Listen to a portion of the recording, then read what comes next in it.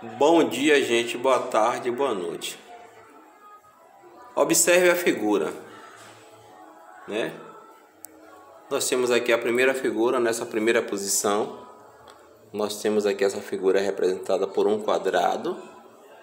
E nós temos essa segunda figura, ou nessa segunda posição, uma outra figura representada por 1, 2, 3, 4, 5, 6, 7, 8 quadrados. Perceberam? Observe a figura que é um quadrado, a primeira posição, e a segunda posição é formada por uma figura de 8 quadrados.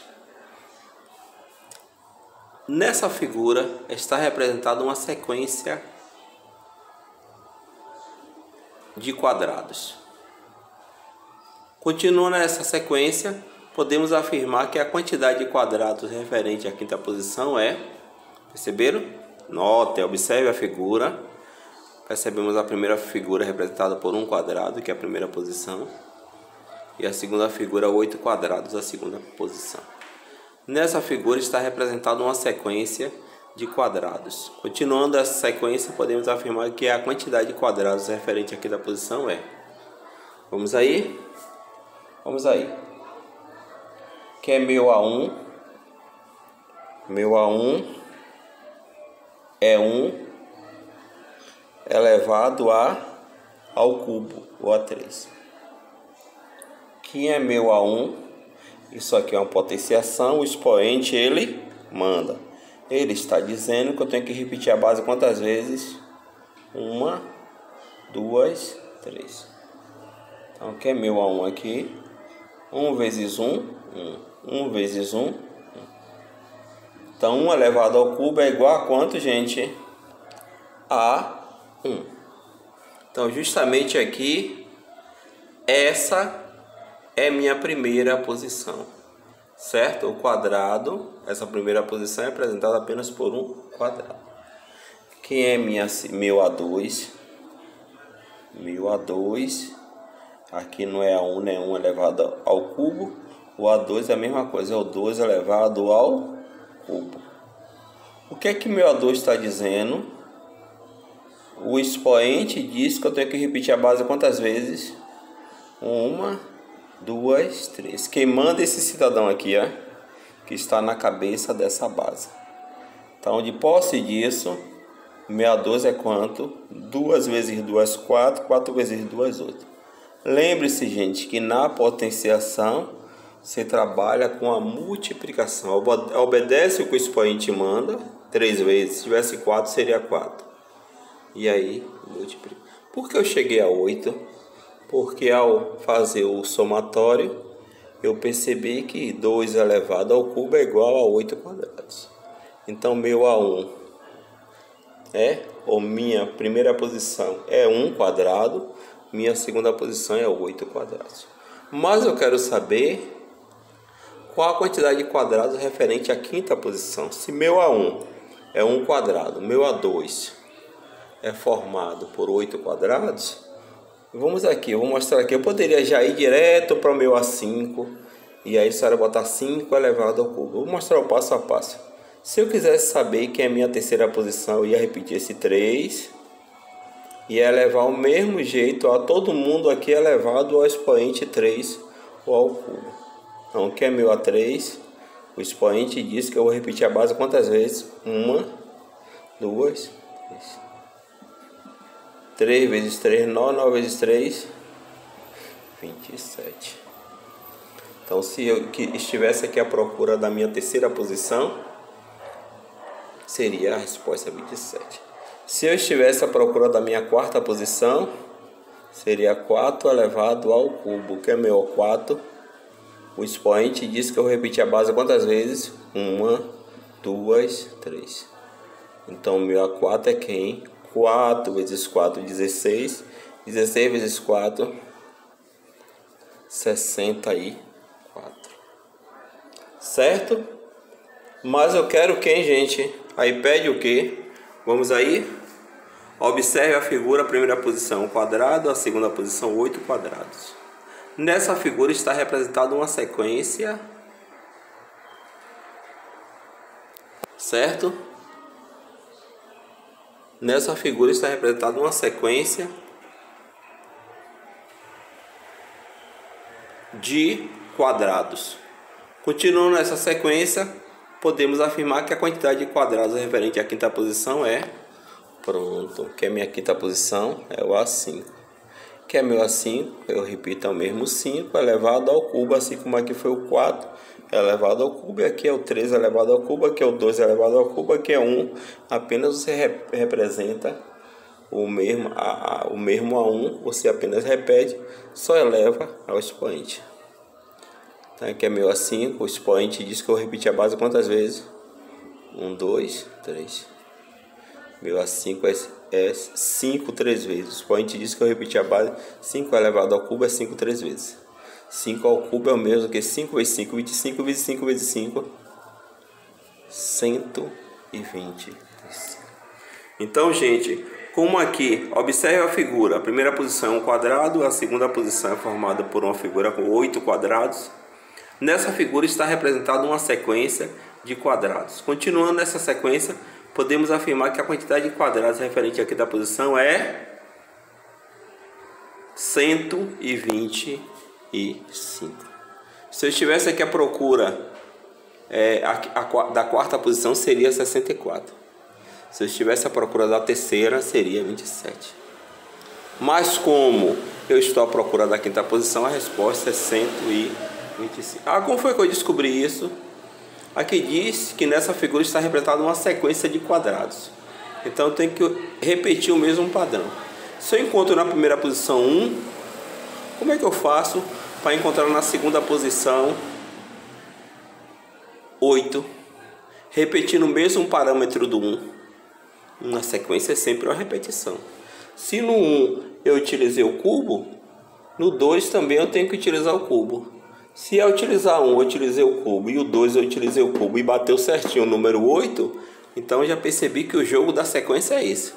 Então eu só tenho que repetir a minha posição e elevar ao meu expoente, que vai dar tudo certo.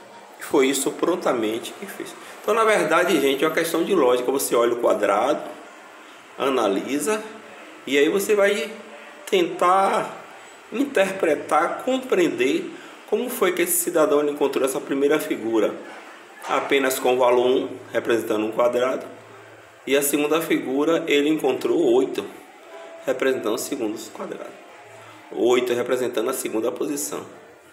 E aí, a partir daí, ele vai encontrar quem é a quinta posição. Na verdade, é uma questão de sequência, né, que você utiliza a lógica. E aí eu analisei que se eu levo 1 ao cubo, vai ser sempre 1. Assim como 1 ao quadrado, uma quinta potência, uma sexta potência, sempre será 1. Não altere não.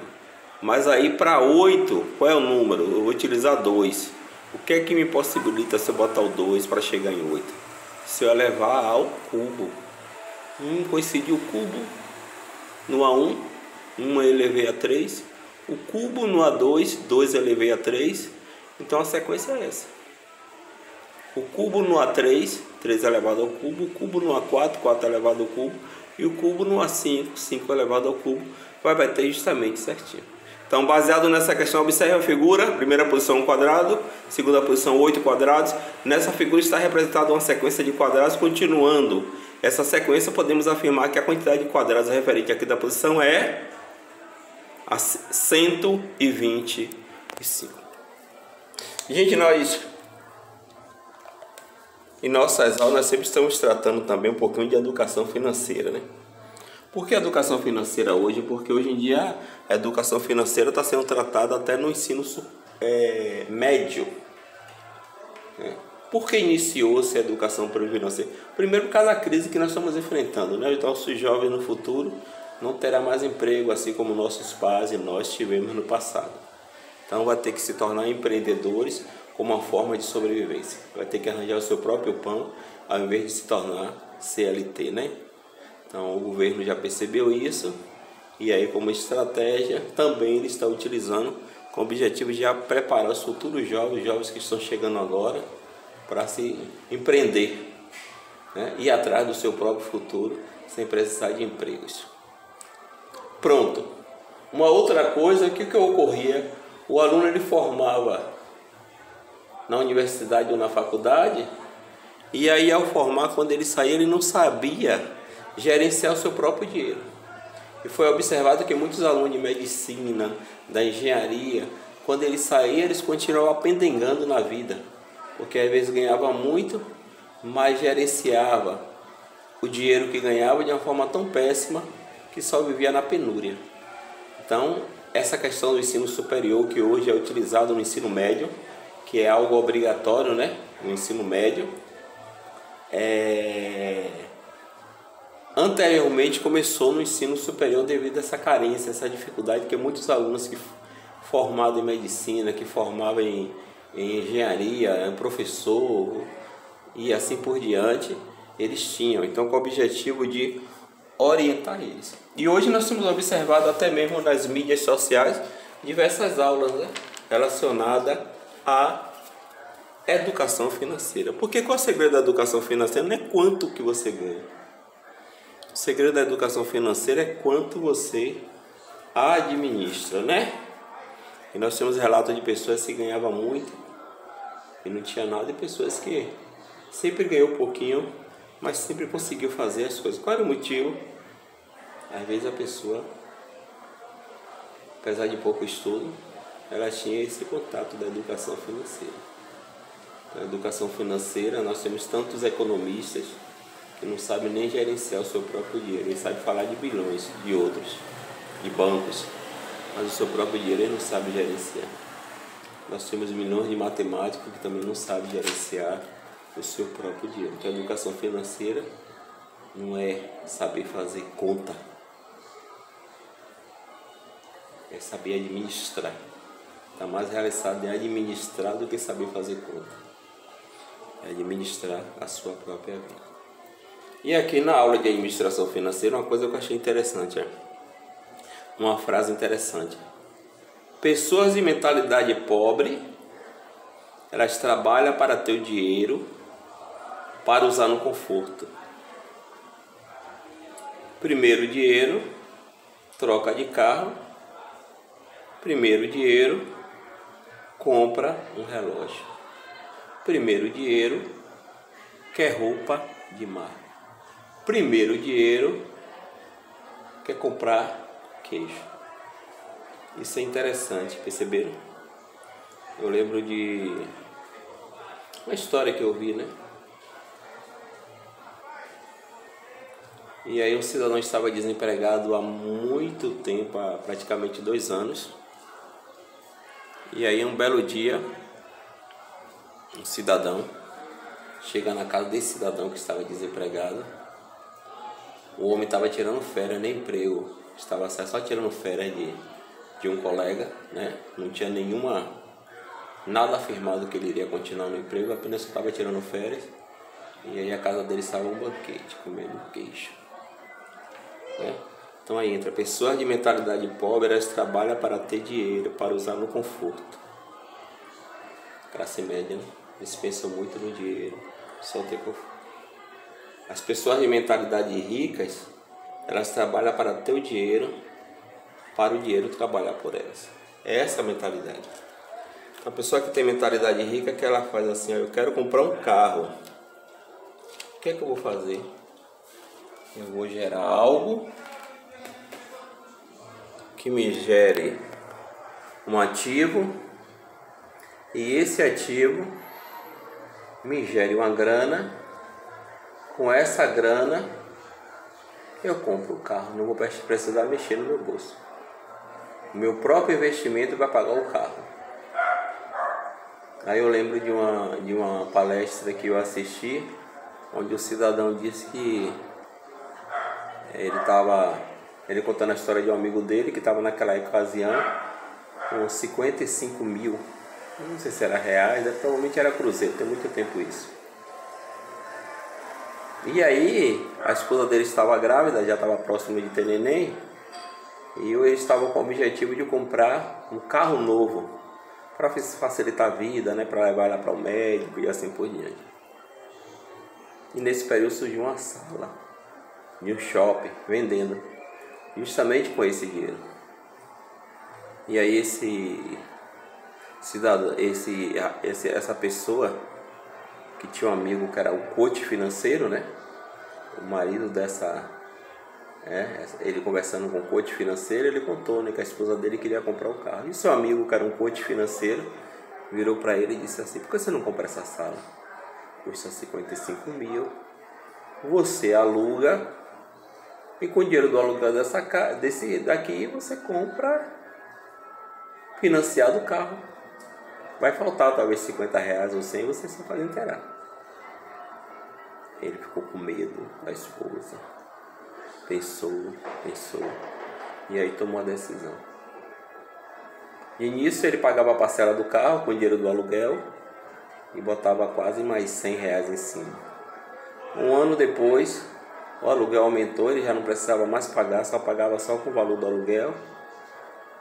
2 anos depois, ele pagava com o valor do aluguel, né, aquela área que ele comprou no shopping, aquela sala, e ainda sobrava um trocado. No final de 6 ou foi de 8 anos, aquela sala que ele comprou a 55 mil estava avaliado a 110 mil. E aquele carro que ele comprou financiado no valor de 50, foi de 60 mil, estava avaliado em 25 mil. Então depreciou, né? O carro você compra, ele vai, quando ele sai assim que ele sai da concessionária, já perde 5 mil ali, só em sair do pátio. E aí os anos vão se passando, ele vai perdendo, né, a sua valorização. Mas o empreendimento dele foi se valorizando no shopping. Aí o coach pergunta: e no final o que foi que ocorreu? Aquele investimento que ele fez na sala, que era 55, transformou em 110. E o carro que ele pagou com o aluguel da sala que ele alugou só valia agora 25. Então quanto é que ele tinha de patrimônio agora? 110 mais 25, 135. Aí ele faz uma pergunta: se ele tivesse investido só no carro, pego todo aquele dinheiro, ao invés de eu comprar a sala, se ele tivesse ouvido a esposa dele e não tivesse ouvido o coach financeiro, ele investisse o dinheiro todo no carro, hoje ele só teria em mãos 25 mil. Mas aí, como ele investiu na loja, com o dinheiro da loja, ele comprou o carro, hoje ele tem como patrimônio 110 mais 25, 135 mil de patrimônio. Então, o carro depreciou, mas o imóvel ele não depreciou. Então é justamente isso que nós estamos comentando, né? Pessoas de mentalidade pobre, elas trabalham para ter o conforto, ter o dinheiro para usar no conforto, gastou tudo. E as pessoas de mentalidade rica, elas trabalham para ter o dinheiro, para o dinheiro trabalhar por elas. Elas imaginam: quero comprar aquele carro, o que é que eu posso fazer para eu criar um ativo e esse ativo consiga pagar o valor desse carro sem eu precisar mexer no bolso. Ou se ocorrer pelo menos os primeiros meses eu mexer no bolso, eu vou mexer o mínimo possível. E depois isso vai me gerar uma grana para o resto da vida. É assim que o rico pensa. Já as pessoas de mentalidade pobre, não, pegou, pagou. Aí vem até bem. Mentalidade pobre não significa não ter dinheiro. Às vezes a pessoa tem dinheiro, ganha bem, mas tem mentalidade pobre. Significa ser improdutivo no pensamento, né? Não pensa em estratégias financeiras que consiga lhe alavancar. Tá bom, gente? Obrigadão por Matemática e Cultura. Esse é um assunto que é tratado no ensino médio, né? Em aula de educação financeira. E aí nós sempre estamos aprendendo um pouquinho, né? Através de algumas aulas, de materiais, através de coaches financeiros. E se no mundo nós queremos sobreviver, né? nós temos que procurar usar um mínimo de inteligência para que possamos sofrer um pouquinho menos. Porque quem não usa nenhuma inteligência financeira vai sofrer mais. Todos irão sofrer, mas quem usa inteligência financeira sofre bem menos do que aqueles que querem tudo de imediato, a curto prazo, e não pensam em criar um ativo para pagar o seu passivo. Compra logo o passivo. Por que eu estou falando isso? O carro, o que é que o carro faz? É um ativo ou um passivo? Um passivo. Se você compra um carro para o seu conforto, é um passivo. Só gera gasto. É gasolina, é manutenção, é IPVA, é seguro de carro. Então é um passivo. Ah, mas o carro sempre é um passivo? Nem sempre. Se você compra esse carro com o objetivo de encostar em uma empresa que vai lhe gerar uma renda, ele seria um ativo. Mas nesse caso aqui citado, o cidadão utilizou apenas para facilitar a vida da esposa, né? Seria apenas um passivo. Uma empresa que tem vários carros, como diversas empresas aí que ela encosta aí, a Localiza e outros aí, que encosta nas grandes empresas, é um ativo ou passivo? Um ativo. Ela pega seus carros, encosta nas grandes empresas, isso lhe gera um grande patrimônio. Mas no caso citado aí, sobre o cidadão que ele ia comprar um carro que a esposa combinou, que era para levar ela ao médico, seria um passivo. Então ele imagina, como é que eu vou comprar um passivo?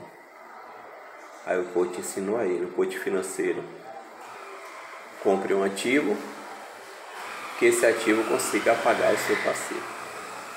É assim que as pessoas de mentalidade rica, elas agem. Tá bom, gente? Como matemática sempre também é cultura, né? Ou tenta ser cultura, né? Talvez alguns não acreditem, mas matemática também, ela é cultura. Ela nos ensina no dia a dia como agir. Para os que querem agir da forma correta, então nós estamos trazendo alguns ensinamentos de educação financeira. Tá bom, gente? Se você gostou, deixe seus likes, nos indique em suas redes sociais e até a próxima com novos vídeos. Observe a figura: um quadrado na primeira posição, 8 quadrados na segunda posição. Nessa figura está representada uma sequência de quadrados. Continuando essa sequência, podemos afirmar que a quantidade de quadrados referente à quinta posição é...